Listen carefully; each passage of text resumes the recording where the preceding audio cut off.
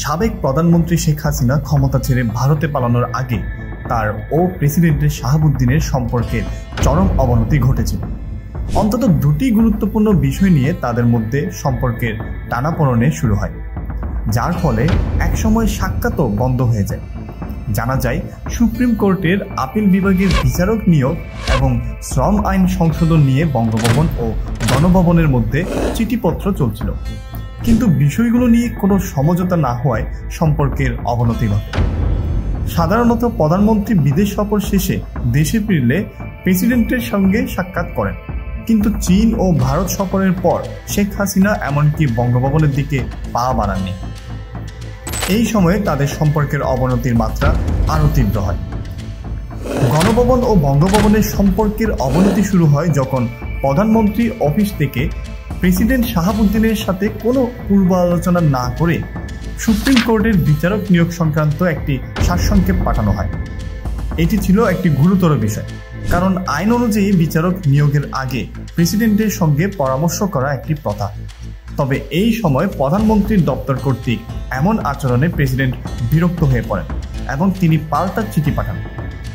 এতে তিনি লিখেন, যেভাবে সারসংক্ষেপ পাঠানো হয়েছে তাতে প্রেসিডেন্টের এখতিয়ার নিয়েই প্রশ্ন তোলা হয়েছে। আমি কিছুই জানি না, অথচ আমাকেই চূড়ান্ত অনুমোদন দিতে বলা হচ্ছে। প্রচলিত নিয়মনীতি উপেক্ষা করে প্রেসিডেন্টকেই পুতুল বানানো হয়েছে। এছাড়া শ্রম আইন সংশোধন নিয়েও চিঠিপত্র চলছিল এবং প্রেসিডেন্টের সম্মতি ছাড়া সারসংক্ষেপ পাঠানো হয়েছিল, যা তাকে আরও ক্ষুব্ধ করে তোলে। তিনি এই বিষয়টিও চিঠিতে উল্লেখ করেন এবং বলেন, আইনমন্ত্রী প্রেসিডেন্টের সঙ্গে পরামর্শ করার প্রয়োজন মনে করেননি। এর ফলে আমি অত্যন্ত মনক্ষুব্ধ হয়েছি।